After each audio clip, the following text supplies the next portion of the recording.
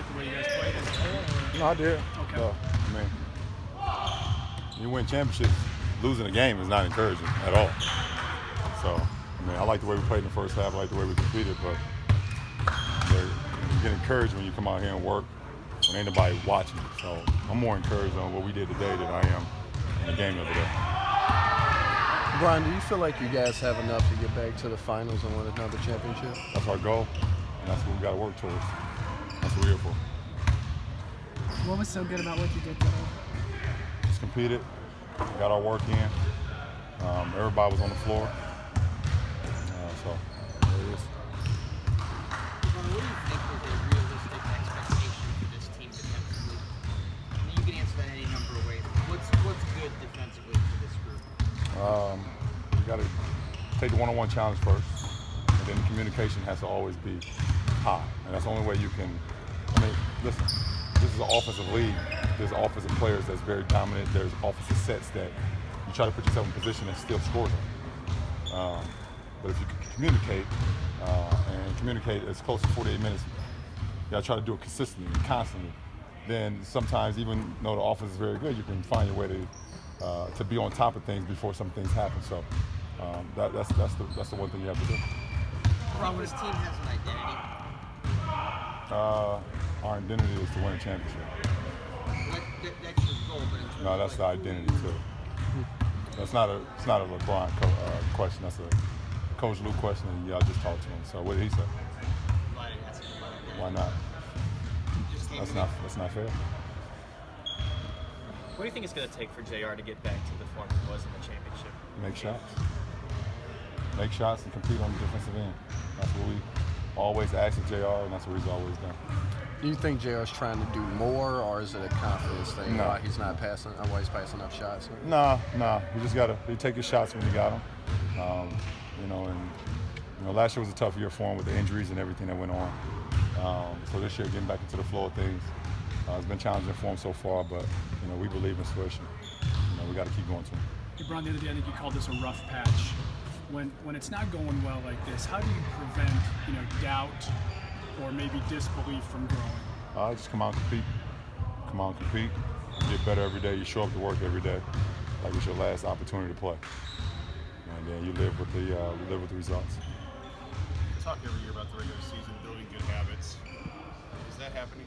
It's been very challenging, just from the simple fact of how many guys have been in and out. This is a difficult year for our team.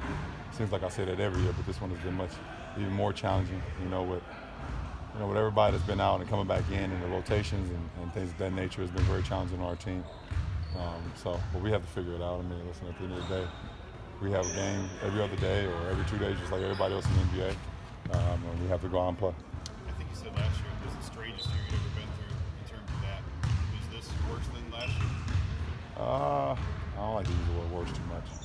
It's another challenging year. There's an individual responsibility for guys to get and work on off days or whatever in between games. You said you liked what you guys did today as a group on the floor. Could there be more opportunities for that moving forward? However, the practice schedule is playing, we go out and we get working. We have days off. If you feel like you need to get work in with your individual game, you come and get working.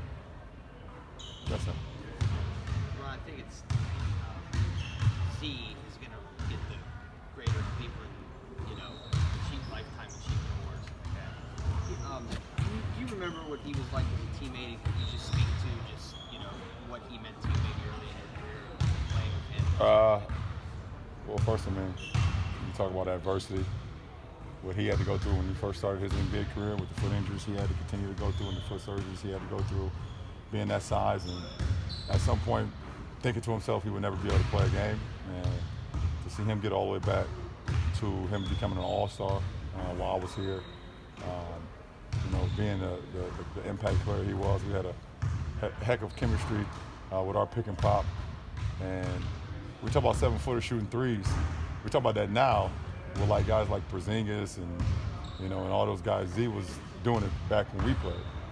He started to step out his range too and hit some.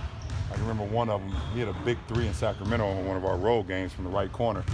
that sealed the game for us. So, multi-talented guy, but an even greater person to be around every day. Came to work every day, showed up every day, and he gave everything he could to this franchise and to the Heat franchise that he played for a year. LeBron, Ty talked about showing you guys clips of some of the positive things that you've been able to do, even though it hasn't added up to wins. How tough can it be to see some of those things when it's not showing up in the scoreboard necessarily? You just got to keep pushing. At the end of the day, listen, just keep pushing. Just try to get better. Film is always great to watch. See things you could have done better. At that point in time of the game. So, it's always good to watch. Okay.